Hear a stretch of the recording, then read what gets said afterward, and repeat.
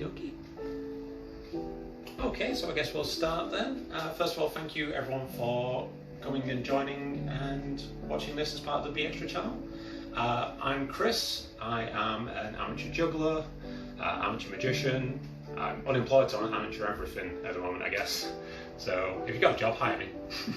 But I've been doing this for about 3 months now, thereabouts. It's something I picked up during the lockdown as a new skill to practice, and I thought it's really fun, and I thought I'd show you why it's worth doing and go for a little bit of a beginner's tutorial. Like, I find juggling really fun and really relaxing. It's just a really good way to kind of put your focus onto just something other than the burning hellscape that is currently happening all around us. And apparently there's just a bunch of really good reasons to do juggling beyond that. It is great for your concentration and focus. It's something that will improve your hand-eye coordination. It's a really good gentle exercise as well. Like, it's really good for the wrists and the joints, and just get your heart rate up a little bit. Someone on YouTube said that anyway, so I assume it's true. It's the levels of fact checking that are going on here. Juggling is great. I highly recommend it to everyone, and I hope everyone who watches decides to at least give it a shot. I will say that juggling is a process. Juggling is something that is both easier and harder than you imagine it to be. It's not one of those things where it's like, oh, that person, they can juggle because they've got great hand-eye coordination and I'd never be able to do that. It doesn't work that way. I am dyspraxic myself. My hand-eye coordination is completely terrible, and yet after a little while I was able to do this. But it will take time. It's not something, you won't be doing this by the end of this tutorial, probably not. And that's perfectly okay. Like, this is a process. The more you do it, the better you'll get. Every catch that you do and every throw gets you a little bit better than when you started. So be aware of that, and be aware that you are going to drop balls constantly, all the time. You'll do it millions and millions and millions of times. Alright, maybe not millions, but lots of times. You'll probably be dropping balls more than you'll be catching balls at the start. And again, that is absolutely fine. That is all part of it, and that's kind of part of the fun as well, in some regards. Juggling is one of those few things like music or any of those kind of skills where you can very clearly see yourself get better. You will be able to get these goals. You will start and you'll throw better every time. You'll see that, and it's really rewarding in that way. And that's one of the reasons I feel like I've embraced it myself. So, if you're going to juggle, you need things to juggle. I would recommend these. These are juggling beanbags or juggling foods or just juggling balls. These are pretty cheap. This set was free for £10. They're really good. They've got a nice heft to them, a nice weight. They're heavy enough that when you drop one, it'll go right by your foot, which is what you want. It's not going to roll. It's not going to fly off anywhere. It'll go up and it'll plummet straight down. And that is ideal. But you don't need these to juggle, it's just what I recommend.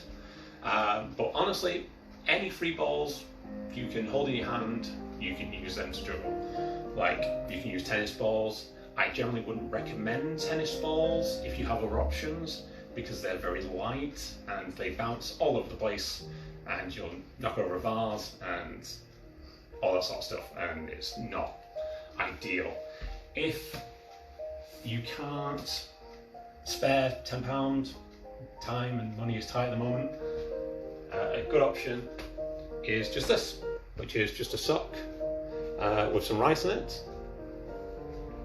So just pour a little bit of rice down into the end, twist it off into a little ball, pass it back and forth a few times, and you can use this. This one's a little bit full, a little bit too big, but anything that you have to hand will generally work. Just remember, you are probably going to hit yourself in the head with them, like a lot. So don't use anything that you're going to brain yourself with, and don't use anything that is going to really break. Like, if you want to juggle with Rubik's Cubes and socks, you can do, wouldn't recommend it. Same with fruit or anything that's just going to splatter or break or anything like that. You can use scarves. A lot of beginner tutorials will recommend using 3 small scarves or handkerchiefs. Again, I don't tend to recommend them myself. They are very light, which makes them really good for like the beginner, because you know it's going to take a long time to come back down to the hand, and that's really good, but you kind of don't get the rhythm and the weight attached with that. So I feel like using something like this will kind of get you both learn at the same time. You will be able to get that rhythm going, but you'll also get the weight of something coming down that you have to catch. So juggling, you can do it stood up or sitting down. Stood up is recommended because you're going to have much more movement and it's just going to be easier on the joints, but that is an option to you. So what we're going to do is, the first one we're going to try and learn today is what we call the free ball cascade, which is generally the first pattern that people tend to learn when juggling with free balls, which is this pattern right here. So if we're going to learn free balls, we'll start with one. Let's move my next slide. Oh, that brought music. So, if we start with one ball, we need to learn how to throw and catch appropriately.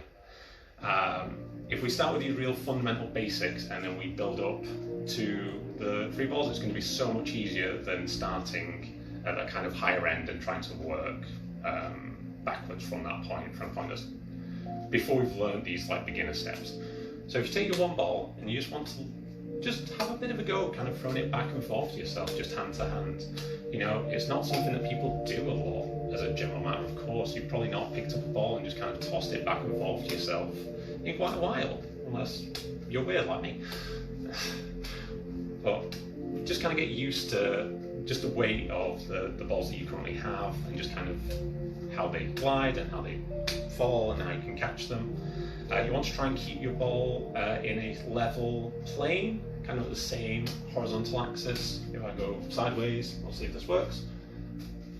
I'll step in. You should hopefully see that we're kind of keeping the ball just about the same level and going across. Now, the throw we're going to do a kind of a scoop motion with our hands. And the best way to view this is if we consider the shoulders, if we draw kind of lines down from our shoulders down to the floor, that will be our kind of midpoint. So the point between the two shoulders we'll deem our negative space.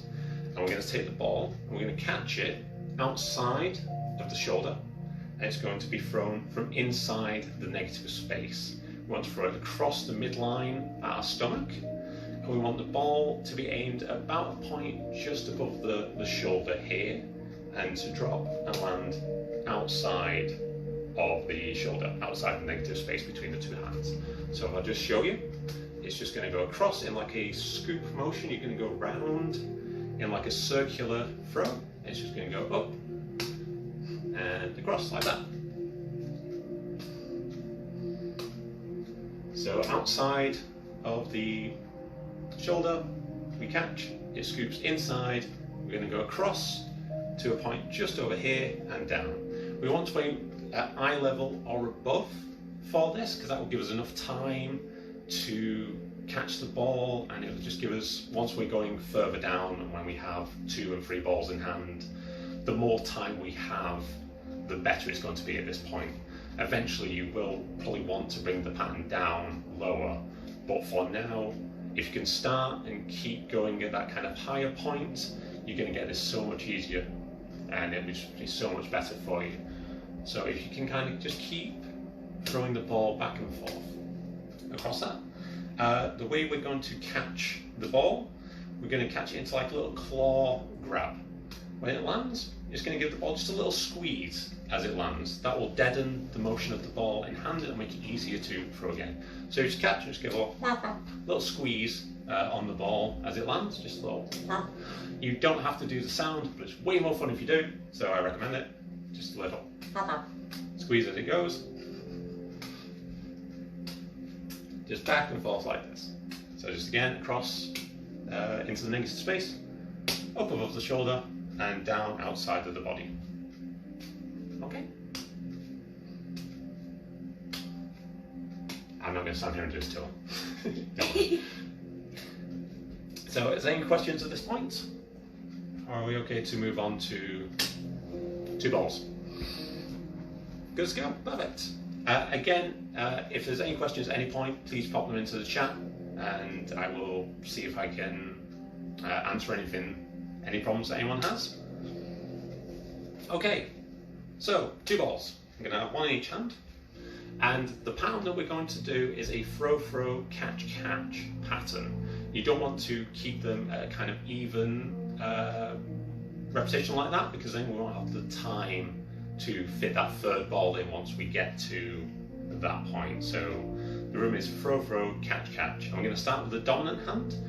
I'm going to throw that up, and once it reaches just about the fulcrum point at the shoulder, the highest point of the throw, as that comes down, that's when we're going to throw that 2nd ball, so that it will avoid that the 1st ball. So I'll just practice that, show that for you now. So it's just throw, catch, throw, catch. Oh, my notes vanished. Just throw, and catch, just like that. So this will take a little bit of time. You may find that the balls kind of fall forward or backwards, or you don't have enough time to catch that 2nd ball.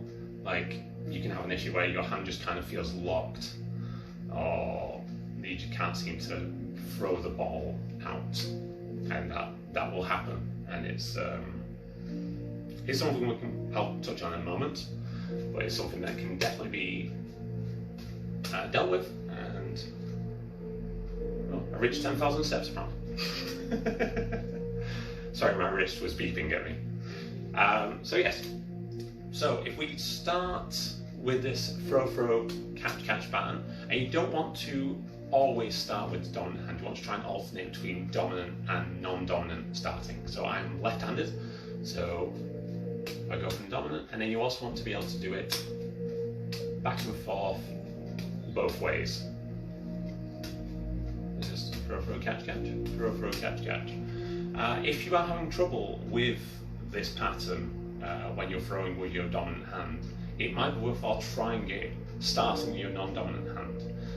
A lot of people, when they, if you pick up a couple of balls and you are juggling them before you kind of know to move into these patterns, a lot of people do this, which is like a 2-handed 2-ball shower pattern, we call this. And that can kind of get locked in our heads, because that's the only throwing pattern we have experience with. And when you're doing that, you tend not to start with your non-dominant hand when you're kind of playing around with these things. So if you start by throwing with your non-dominant hand, then you might have a better time with this, because you're kind of putting yourself into a completely new experience and a new pattern, and that change might be enough to kind of set your throws better than they would be. If you are throwing them and the 2nd ball is just kind of going off everywhere, like you seem to be kind of going forward with it, or you find it harder to catch, I would suggest, don't worry about catching at this moment. Work on making sure that you're throwing both balls, and you can kind of, if you just go throw, and let them plummet to the floor. And if you look down and see that they've kind of landed in a straight line, kind of at the correct point just outside the shoulders, then you know you're onto a winner with your throws. Getting your throws perfect is so much more important than getting the catches, really, at this starting point. If your throws are perfect, then your catches are going to be much easier to do, and it'll be much easier to keep going in your pattern. If your throws are all over the place but your catches are perfect, then you're going to have trouble getting them back into the rhythm, as it were. So just keep working on that throw, throw, catch, catch rhythm. And I say, if they are kind of going off in all directions, work on your throws rather than your catches, and that might help. I will touch on a few other points kind of at the end of this as an overview for other mistakes that you might be doing and other issues you might be having, and ways to correct those. And again, if you have any questions at all, please feel free to pop them into the chat. Okay, third ball. Now we're getting serious. So, 3 balls is like 2 balls, but with an extra catch. And that's a really unhelpful way of describing that, and it is sadly very true. But it's going to take a little bit of time. It's much harder going from 2 balls to 3 balls than it is from going from 1 ball to 2 balls. Because obviously you've got more things going on in the air that are being thrown in cart than you have hands to hold them with. So, we'll just talk about the grip at first. So, you're going to have your 2 balls held in your palm. We're going to keep them held in place by the little finger and the ring finger. And we're going to have the thumb and these other 2 fingers. Man, you're trying to describe things, the words just go away. These 3, not pinky and not ring. Middle, pointer, there we go. So your thumb and your first 2 fingers, they're going to grip the outside ball there.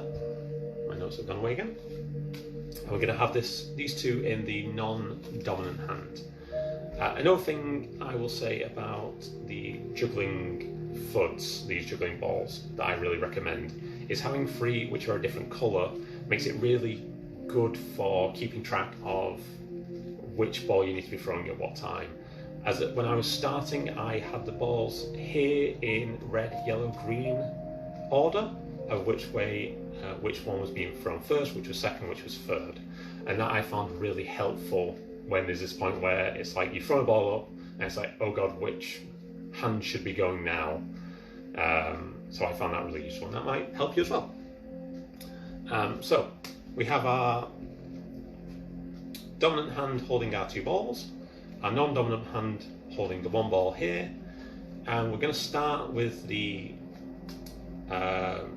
is our first ball, the one at the outside of the hand. This is the ball that we're going to throw first. We're just going to throw that from the fingers, just back and forth.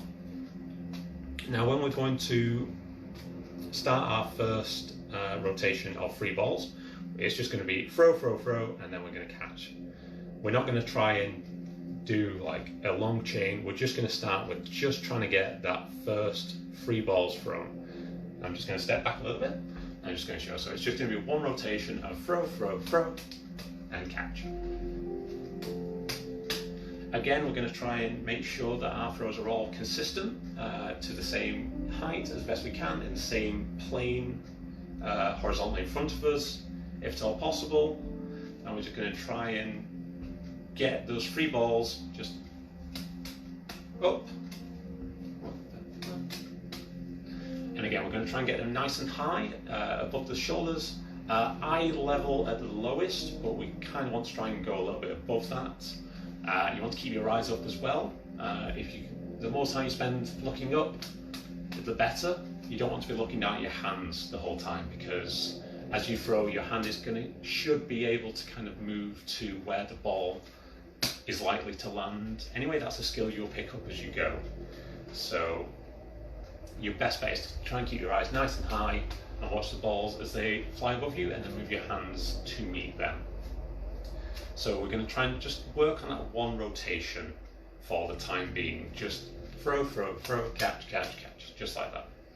And once we've got that, then it's just, we're going to keep adding more throws. I will say, once you've got this 1 rotation, that is what we call in juggling a flash. When we throw, do a number of throws equal to the amount of things we have in hand. So 3 balls, 3 throws, 3 catches, that is 1 flash. And once you get that, you should congratulate yourself. That's a really major moment in your progression. Juggling is not easy. It takes a little bit of time, and when you start, you will be going all over the place. So when you get that first throw rotation down, like that's a really, really big moment. And you should definitely congratulate yourself and be proud about it. It's a really good milestone to meet. Just, oh, thank you, Emma. That's such a lovely thing, and thank you so much. So yeah, so once you've got that one rotation down, the free throws, catch, throw, throw, throw, catch, catch, catch, we're just going to try and add more throws to that. Just try and do one more, just 1, 2, 3, 4. That was 3 and I counted 4. 1, 2, 3, 4, there we go. And it's just, again, try and start with the dominant and the non-dominant hand. Just alternate back and forth. 1, 2, 3, 4. 1, 2, 3, 4. And then once you've done that, just do 5. And then to 6. And once you hit 6, that is what we call qualifying the pattern. When you get 2 full flash rotations, we call it qualifying. And again, that's a really big moment, but that will take a little bit of time to get to. And I would say at the start, you want to focus on your accuracy over your numbers. It's really tempting at the start to move away from these nice, high, lofty, accurate throws and try and get them down here when you're throwing all over the place. But it's fun and it's exciting and you're doing so quickly. But you're going to teach yourself a bunch of really bad habits doing that. So if you can try and start with these really high, accurate throws, that'll give you more time. You'll progress so much quicker than if you try and rush the process and try and compromise and get it down to this tight, exciting pattern. You're just going to make it so much harder for yourself. So if you try and work through this and this as it's laid out here, you're going to have such a better time. Let's move on to my next page. So again, any questions about anything that's happened so far? Just pop them into the chat. I will go over some troubleshooting points on these. As I mentioned before, if you're trying to get this and you just cannot get the ball to leave your hand. Oh yes, for the fourth ball. So with the free ball cascade, it is entirely a left, right, or right, left pattern. So each throw will happen with the opposite hand of the last one. So as I am left-handed, and that's my dominant, so we go left, right, left, right, left, right. As that comes down, that one goes up. And it's just, you're always alternating each hand that is the one that is throwing. So it's just like that, just alternating back and forth, right, left, right, left, right, left, right, left, until your limbs fall off. And that is juggling.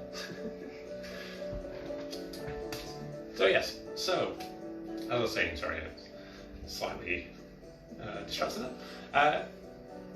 If your balls just don't seem to be leaving the hand, concentrate on your throws rather than on your catches.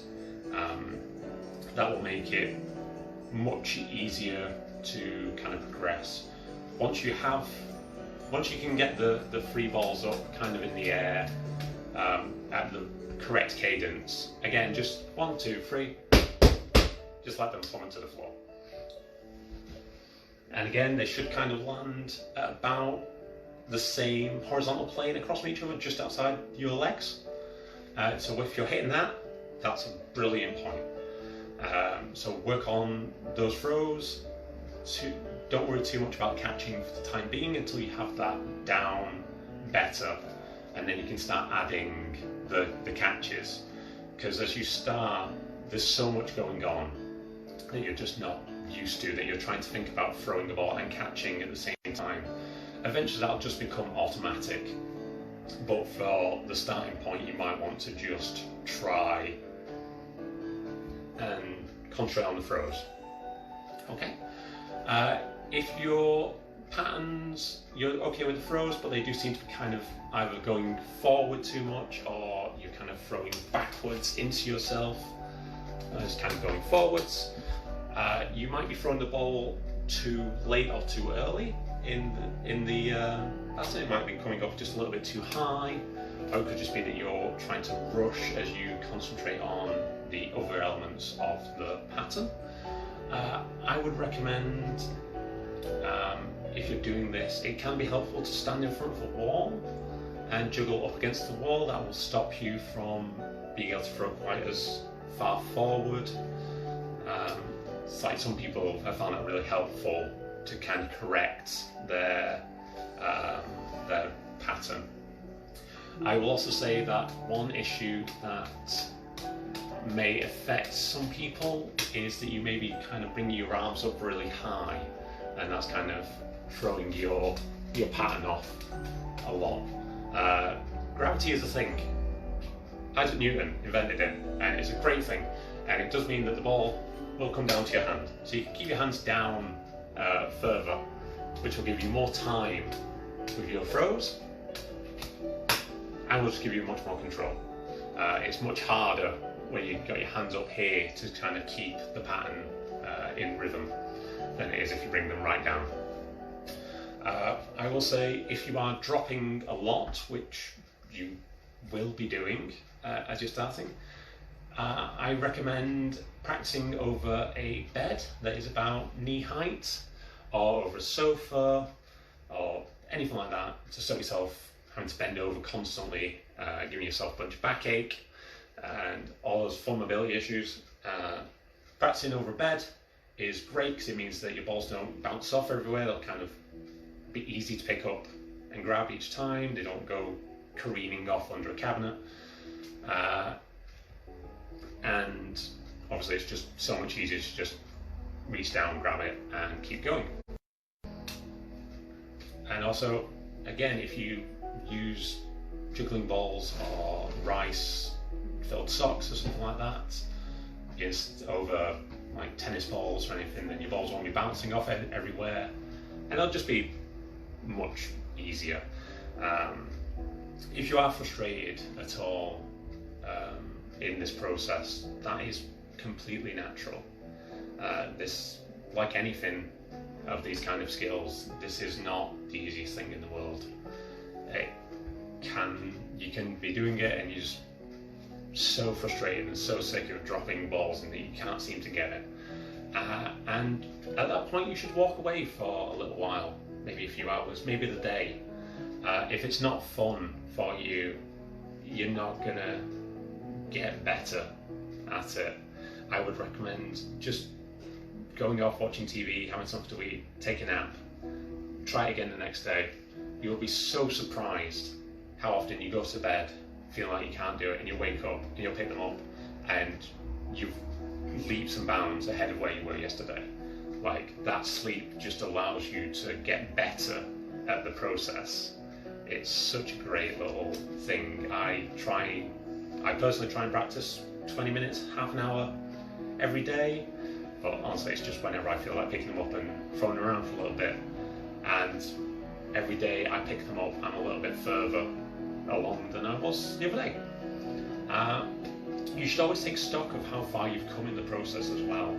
Like, this is a new skill that you're learning, and every throw is better than the last. This is really inspirational music for this moment. You can do it. But yeah, every throw and every catch is a milestone. Like, everything you do is better than it was the last time you did it.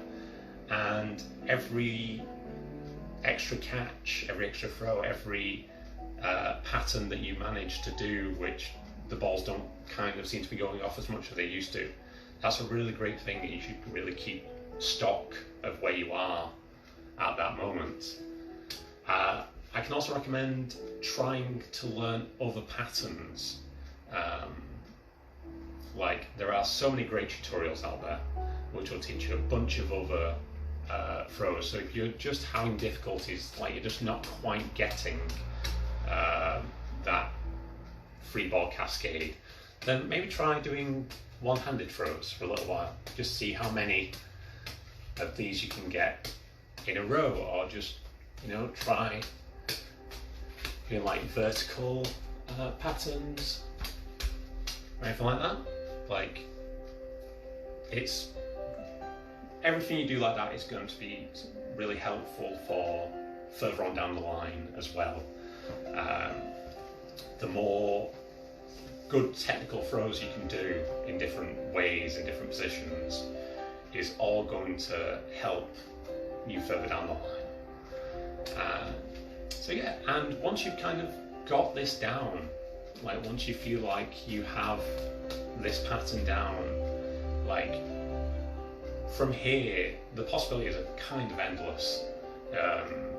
Like just with free balls alone, there are literally hundreds of different moves and patterns that one can learn. I'll just show off a couple here with so this is our cascade throw, which is the ball is being scooped from the outside and thrown to the inside. So, but if we catch on the inside and throw outside, so across like that, then we can get a reverse cascade pattern. So this is our reverse cascade. See, I'm not quite as good at the reverse cascade. This is our regular cascade. But if we just only do a reverse cascade on the red ball, then we can do what we call a juggler's tennis pattern. If we just do the reverse cascade on one side, then we get a half shell that we can do on both sides. And that's just one little change.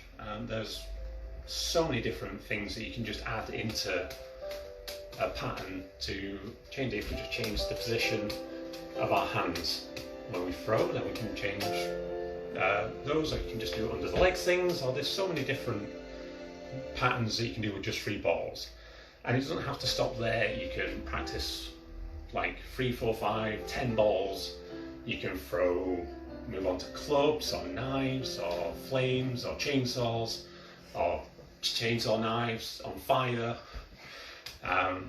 You can try to do them with your hands, you can try to do them with your feet, you can do, you can rest a ball on your head and drop it.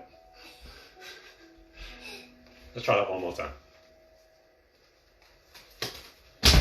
Nay. Third time's a charm. Third time's a charm. Draw on, chap. Can I get a room on that one? Let's do that one again, I can do it. No, I'm stopping, I'm walking away. So yeah, now if you want to learn these other patterns, there's so many great tutorials online. I would recommend going to YouTube. Taylor Tries is a really great channel, and if you watch her tutorial on the free ball cascade, you go, a lot of those points seem really similar. And yes, they do. Couldn't possibly say why, but that's a great channel. There's a bunch of others. Juggling Mastery is also one I really recommend. Also checking out Instagram. There is a hashtag Juggling Beginners channel on there, which at the moment is about 80% me. I've seen, but there's a bunch of people just practicing on there, and I would highly recommend watching people who are just a single point ahead of where you are at the moment. Seeing people, it's really easy to watch these people doing these ridiculously insane technical juggling with like 18 different items at once, and they're kind of going over the head and doing backflips and all this wonderful stuff, and it's great to watch, but it can be really discouraging in a way to watch these people keep like, oh, I'm never going to get to that level. And it's like, they've been doing it since they were 5. Like, they've been doing 8 hours a day for the most of their life to get to that point, and you're just starting. And if you put that level of dedication in, you could get to that point as well, but you're not going to get there just yet. Like, don't worry about those people. Like, focus on yourself. You're your only competition in this, and you're doing this for fun. That's why I'm doing it anyway. So just focus on you and focus on entertaining yourself and enjoying yourself and having a fun time learning this. and you'll have a really, really fun new hobby and way to show off and annoy people at buffets when you grab Scotch eggs and start doing this in front of them when they're trying to get their food. Which is, I guess, an insight into who I am as a person. So yeah, that is everything that I feel like I can show at the moment. If you have any questions at all after this, feel free to get in touch. I am Chris Slater on here. Pizza Bunzone on Instagram. Instagram names are real weird when you say them out loud, it seems. But I am all over the socials. Just send me a message, get in touch, and I will be more than happy to offer any help that I can give.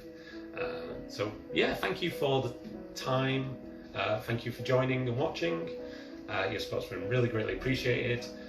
If you're not already, please subscribe to the Be Extra channel. There's so many great videos on here. We go live Wednesday to Friday at 6 p.m. with a bunch of different tutorials and techniques. There'll be people doodling and drawing, there'll be musicians. We had someone teaching origami the other week, and it's a really great time. It's a really great community, and I highly recommend that you come join and have some fun. And if you want to be a part of it as well, let one of our lovely team know if you got something to show, and I'm sure they'd be happy to have you come in and be a part of this. So thank you so much for your time, and I hope you all have a wonderful evening. Now I'm going to get real close and go boop and turn off the stream. Boop.